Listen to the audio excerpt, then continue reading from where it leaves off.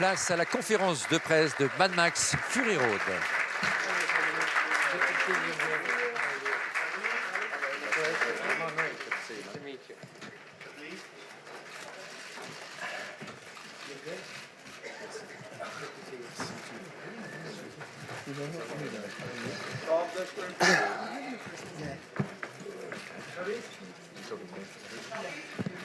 Do you want to see him first? No.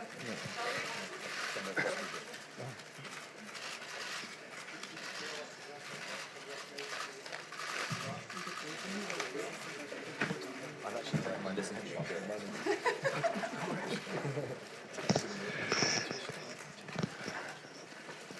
Okay, photographers, just a few seconds longer. Thank you very much.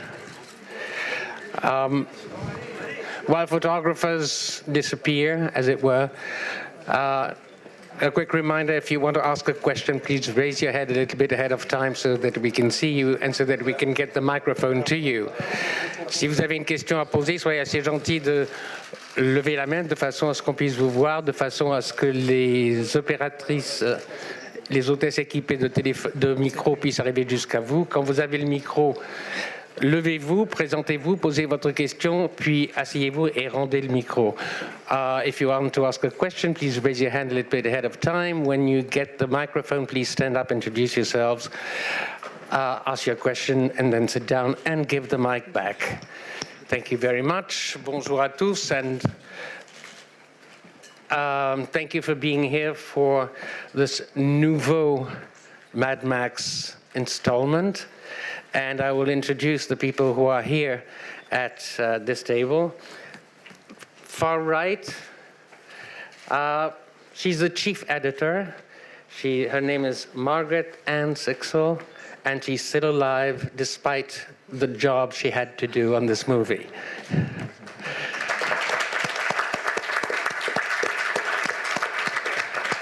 Sitting next to her, longtime business partner of George Miller, producer Doug Mitchell.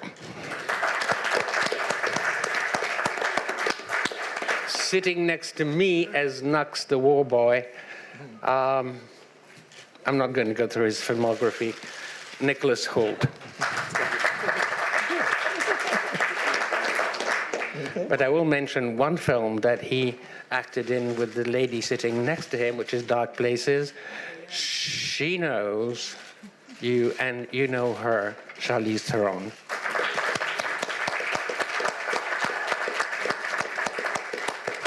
Skip one as the title role, in the title role, Mr. Tom Hardy.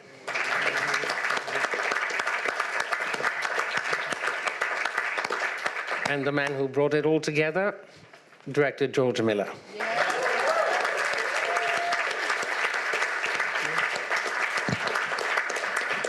I know you've been asked 2,000 times since you arrived in Cannes, Mr. Miller.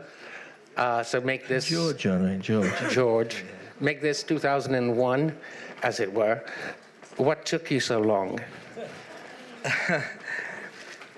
I never wanted to make another Mad Max movie, but the idea popped into my head and it just wouldn't go away, and you push it away, but it kept growing and growing, and one day I said to Doug, I think we're going to make another Mad Max movie, but I didn't realize it would take us over 12 years to be in this moment where we just finished 2 weeks ago. Right. However, once you decided you guys were going to do it, or you were going to do it, George,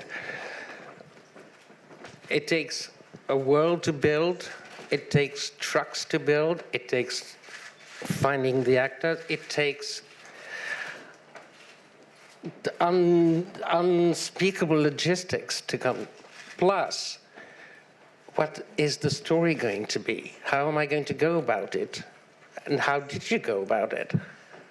Well, to do a movie like this, I really wanted to do it as an extended chase. I call it visual music, and basically, as Hitchcock said, where they don't have to read the subtitles in Japan. So it's basically one long.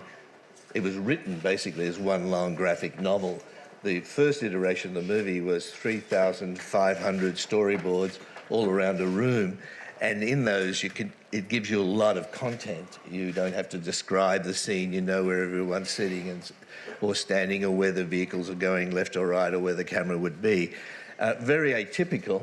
We also condensed that down to a screenplay, kind of an illustrated screenplay, which these guys had to interpret. But when you don't have dialogue and you're making little bits of movie, it's like a mosaic art.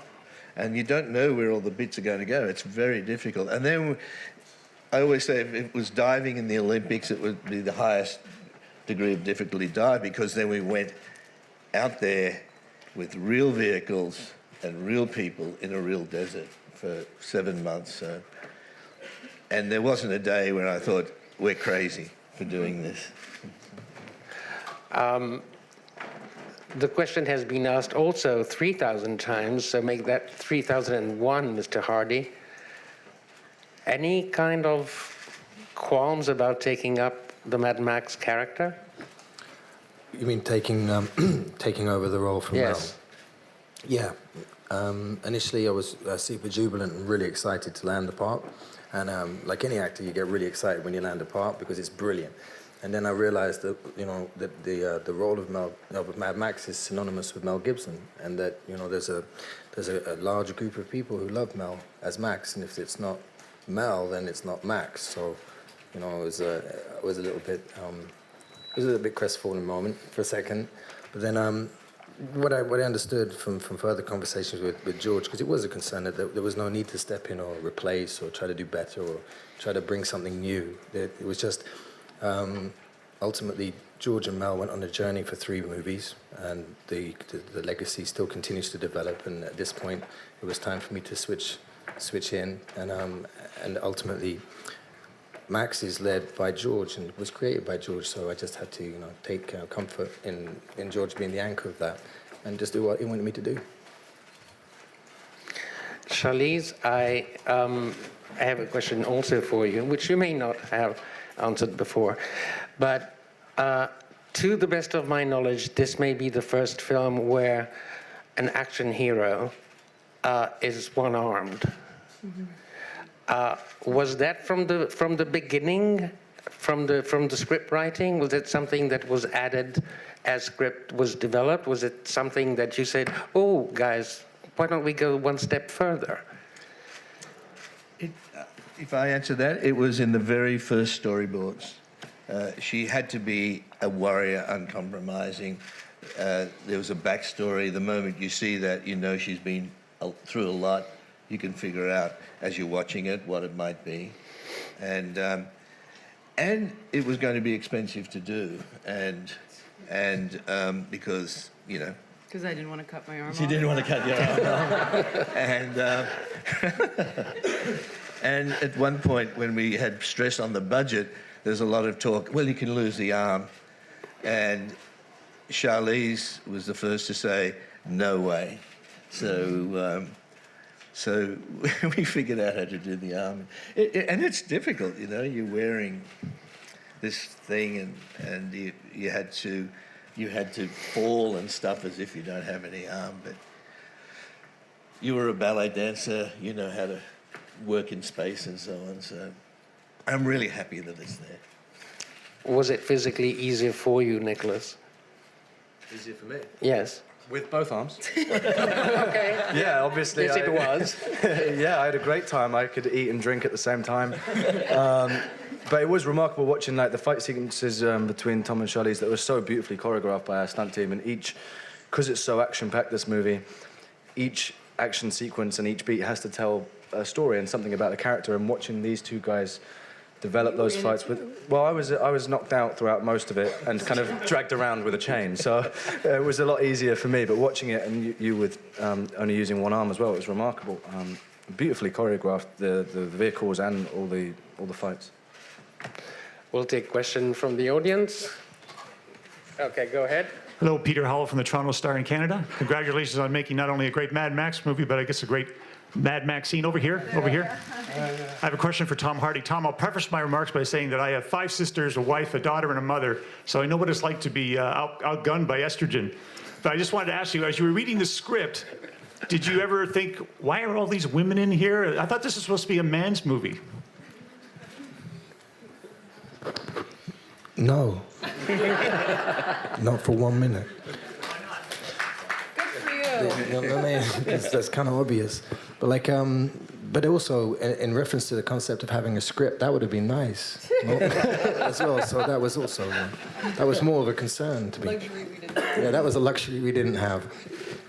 Well, I actually heard someone coming out of the screening this morning saying that this was a surprisingly intimate film, which, considering how big it is, but also a socio-political, pro-feminist film. Well, Okay, this is a very French question. Yes, please. Is it a statement? Is it a statement? oh, that's a statement. Sorry. No, it was a question. Charlize just answered it. I never thought of it. Initially, there was never a feminist agenda. That was the story, and it came simply for there to be an extended chase, and the thing that people were chasing was to be not an object, but human. The 5 wives. They needed a warrior. It couldn't be a man taking 5 wives from another man. That's an entirely different story. So there was Furiosa, and everything grew out of that.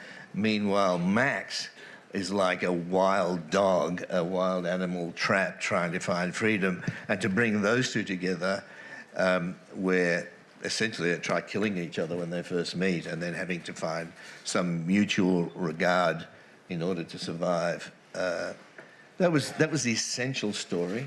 And once you build the architecture around that, this stuff pops out. Go ahead. Stand up. Hi. A question for Mr. Miller. We almost all appreciated the movie. This is clear. Just one little thing I would like to ask is how does the movie fit in the continuity of the series?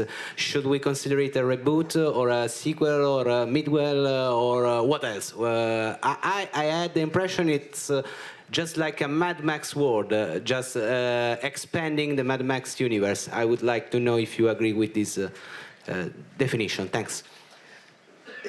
Yes, it's got... all the films have no strict chronology. It's probably after Thunderdome, but it's an episode in the life of Max and this world. It's basically an episode, and it's us revisiting that world. Never wrote the story with any of the stories with a chronological connection. Question here, sir. Mr. Miller, I'm from Netherlands. Thanks for your film. I want to ask you if you can elaborate about your collaboration with Junkie XL, our Dutch composer. And how did it work? And how did you work together? And how did you come up with a guitar player on the truck? Well, when Tom Hulkenberg, I know him as Tom Hulkenberg or Toto, Junkie XL, when he first walked in the room, he said, "If it ain't Dutch, it ain't much." But you know him. He's a wonderful guy. He's a kind of a polymath. He studied law. He started a faculty in sound design.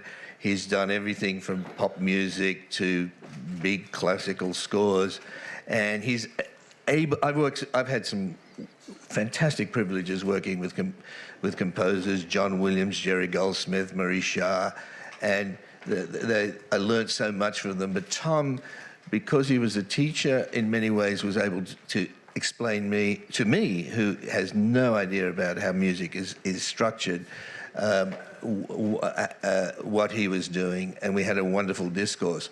Interestingly enough, I see these action movies as kind of visual music. The same issues when you're putting the notes together, the visual notes together, trying to find a causal connection one moment to the next, just as one would try to put music together. So it was left to Margaret, the editor, to actually get into that. And it's amazing how the two processes overlap. The guitar player? Oh, the guitar player? Well, it's logical. It's logical. the first, there's always the music of war. When before there was modern communication, there was the bugler, the drummer, the bagpipe player calling people to war and using signals. Here with vehicles, you needed a lot of speakers, you needed taiko drummers, and you needed a guitarist to sort of wail away and thrash away. But like everything else in this movie, everything had to have dual purpose. It had also to be a weapon, so it was a flamethrower. And it grew out of the story. Well, passing on the baton to Margaret, how many hours did you have of film stock, if it was shot on film, and how did you make your way through it to bring it down to 2 hours? Well, we had 450 hours of material because they just put digital cameras everywhere. We had 3 to 12 cameras on every setup. But basically, you know, if you get 2 years to cut a film, you just put in 10 hours a day, 6 days a week, which works out to 6,000 hours of editing, and you can get it down to 2 hours. Really, it's just hard work. Yes, yeah, no, I understand that. But what sort of thing did you deliberately or with George's consent set aside, saying this doesn't belong to the movie, this one, or maybe for next episode, for next installment? Well, that takes a long time, and when we do our first cut, we put everything in and give everything a chance. So George believes in cutting every scene to its highest level, and then we screen it. You know, we had 5 to 10 test audience screenings, and you know, you listen and take notes and adapt the film as we go. So it's a long, drawn-out process. It doesn't really happen overnight, really. Yeah. Kudos also to your sound editor. I beg your pardon? Kudos to the sound editor, also, great job. Yes, the sound and the music are an amazing, integral part of the whole storytelling. I've got to say that Margaret is also my wife, and when she said, she's never cut an action movie before, and when she said, why on earth would you want me to cut the movie? And I said, because if it was the usual kind of guys, it would look like every other action movie we see. And and she basically said, my main job here is to stop you embarrassing yourself. But also, yeah, actually, that's true. and just one quick thing, she's also able to. It was like a giant Rubik cube, so it needed a lot of brain power, and someone who's got a very low boredom threshold. Margaret would not let any repetition in the movie, so she won't say that, but I can say that. Thank you. Question here. Go ahead. Hi, Paulo Portugal from Portugal Jornal Sol. Question for Ms. Theron. I guess we all agree that the beginning of the festival has a very nice feminine touch. Of course, it all began with Miss Bergman's smile, but we also have you in this driven testosterone film. I want to ask you, how did it felt to go on this roller coaster, which you are extremely well? Oh, I saw great potential in this right from the beginning. This does not want to work. Okay. Okay. Oh no, God, George Miller, please. I had heard kind of just loose talk about it, and there was a lot of talk about a female character that would stand alongside Max, and so for a female actress, that's, you know, it sounds really good. Seeing it through is something else. So I was, you know, I've been doing this for a while, and had my cynical self kind of peek out every once in a while, and George just never disappointed. You know, George really kind of promised me something and delivered on it, and never veered away from that. And so for me, of course, it was incredible to get to play in this sandbox, literally, and be a woman, not try to be a man, and celebrate everything there is about being a woman, and not trying to put women on a pedestal, but being surrounded by other women who were just real in a story that was informed and real. So I know that I was given a great opportunity. Question here. Here. Go ahead. Hi guys, question for the actors, Nicholas, Charlize. Tom, what was your reaction after everything happened and you finally got to see what we all think, I think, the amazing end result? What went through your mind? Where are you? Here. Oh, sorry. Mine was finally. Oh, sorry. No, go. Sorry. I suddenly got what George was talking about, actually, because for 7 months, I think the most complicated piece for me, or the most frustrating thing for me, or the hardest part of it, was trying to know what George wanted me to do at any given minute, on a minute-by-minute basis, so that I could fully transmute his vision. But because he's orchestrating such a huge vehicle, literally, in so many departments, and his signature is on every single detail of that, and because the vehicle is, and all the vehicles are moving, and the whole movie is just motion.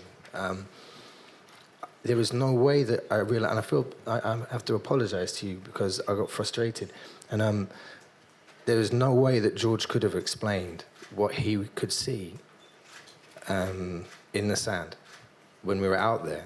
And because of the due diligence that was required to make everything safe and to make everything, which is incredibly complex, so simple, and what I saw, which is a relentless barrage of complexities simplified in a fairly linear story. I mean, I knew he was brilliant, but I didn't quite know how brilliant until I saw that. That's my first reaction was, oh my God, I owe George an apology for being so myopic. I was blown away. With the post-production was really long, and so you kind of go on with life and you kind of forget in a weird way. And then I saw it, and I was in a dark theater, kind of by myself, and I was, a kid back in South Africa watching a movie. I didn't feel like I was watching myself. It felt like I was in a world that was so different. And I think that the time, of post-production kind of just, I think, gave us all a little moment to breathe. And so I had full appreciation when I watched it in the theater, and I was just really blown away by the time and the effort that so many people put towards this film, including you. And I knew it was a long time because my hair was in a ponytail. I just knew a lot of time had passed. For me, the thing watching the film, obviously I was blown away by the scale of it and how it all come together and that, but then it was the kind of how real the world felt, and that's all because there's so much work behind what ends up on the screen. There's a huge mythology behind all of this, where when we first got down to start the film, George had gone through each character's backstory, through each vehicle's backstory, every single prop, every detail. Okay. So it was one of those things where it was a really submersive world to go into, and I think that you feel that even though it's one big chase, watching the film, everything feels so real and well thought through, and the attention to detail was remarkable. Yeah, I was blown away. And then did you think, God, I look great? I thought I looked sick. Yeah. Question over there, then here. Hi, I'm Anisha from Bloomberg. I wanted to follow on from an earlier question and just ask George and Doug perhaps, what conversations have you had about another film? It does seem that this is presented in the form of a new franchise, a new world, or a new continuation. Can you talk to maybe the challenges of another one, what conversations you've had with, say, Warner Brothers, any information like that? Thanks. Well, asking that question feels to me like I'm a woman who's just given birth to a really big baby, and we finished 12 days ago, and then someone says, when are you going to have your next baby? I'm just not recovered enough to get into it. But, you know, these characters live in your head, and we've got a lot of backstories, and if we get the appetite again to go out into the wasteland, there's other films we've all want to do. Yeah, so that's the answer I can give this moment now. I've just come out of labour. But the same question could be asked to Doug Mitchell. Sorry? I didn't tell George, we're starting the next film in about a week and a half's time. Okay. No, it's as George said. But there is talk of other things with Warner Brothers. There's the possibility of a Mad Max live show, which is exciting. It's not a film, but you know, more of that in discussions to come, I think. Yeah. But just in case, anybody seen that footage on the honey badger? The honey badger? We called Doug Mitchell the honey badger. Just so you know, it described him in getting this movie made.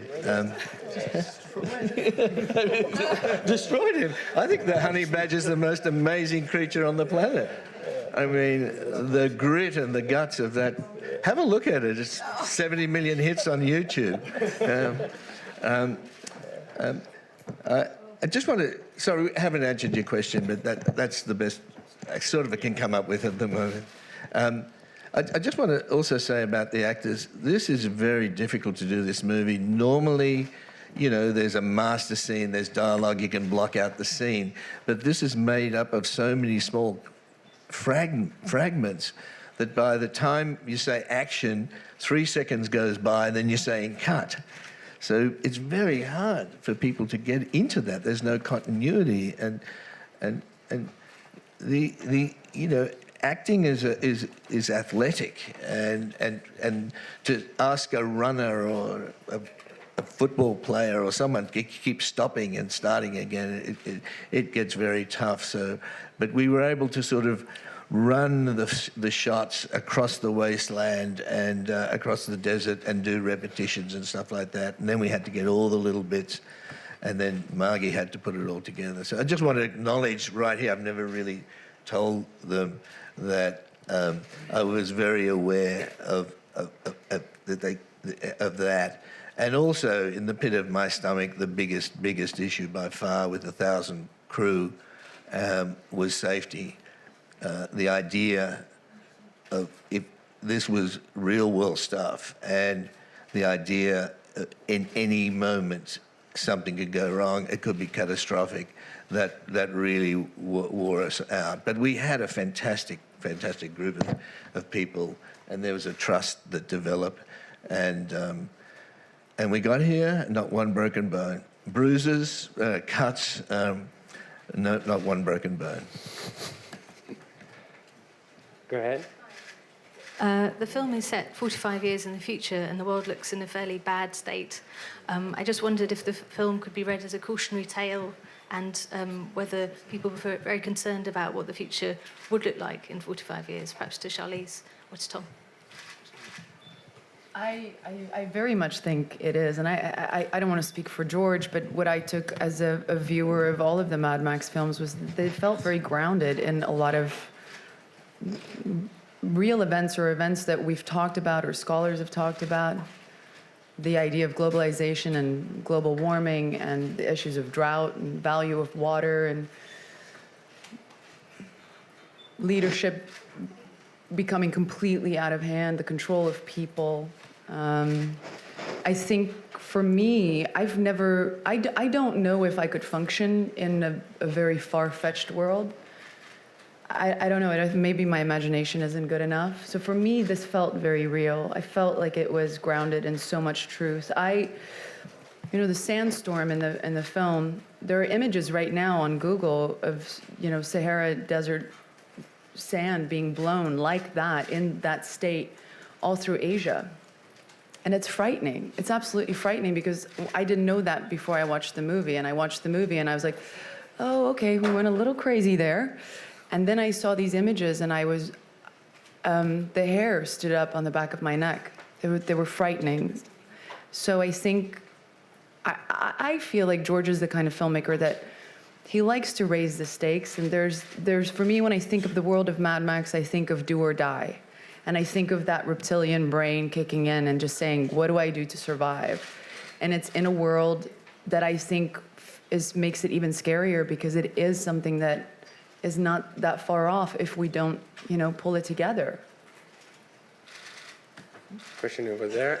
A question for Dr. Miller, Ed Gibbs from ABC News Australia. Congratulations on the film. I wondered if Mel Gibson's had a chance to see it yet, and what his thoughts are, and whether he may feature in any future plans for the franchise.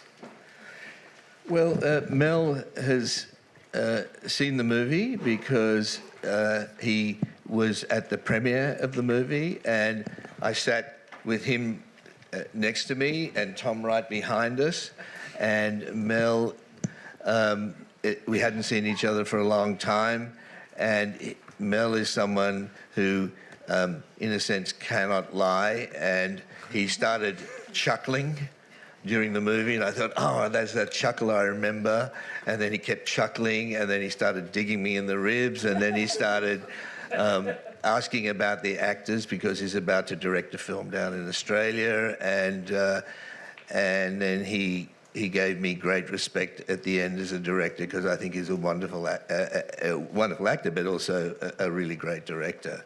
So it was a kind of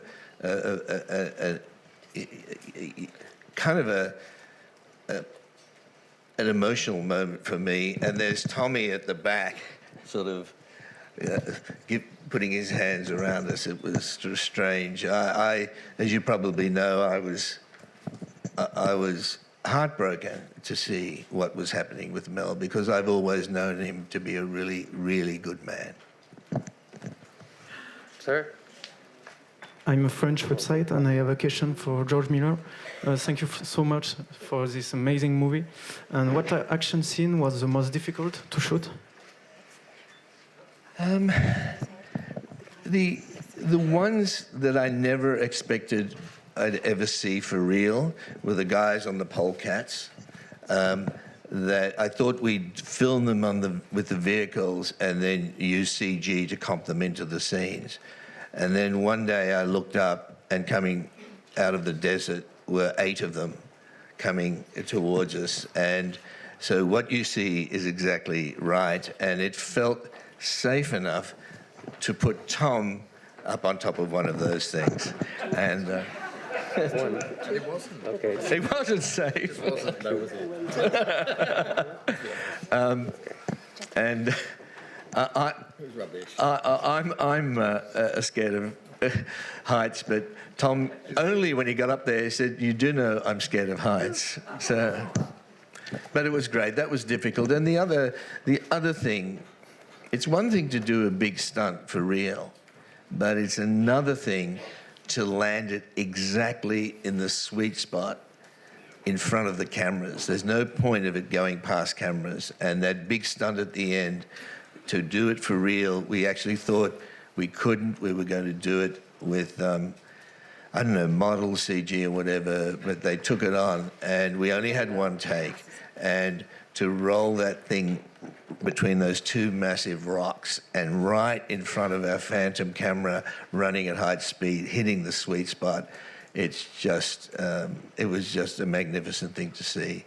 And Lee Adamson, the driver, I just don't know how he did it. They rehearsed it as best they could with a dummy vehicle, but to hit that, boy, that was something. Sir? And then sir. Jason Gore from Twitch Film and Cineplex.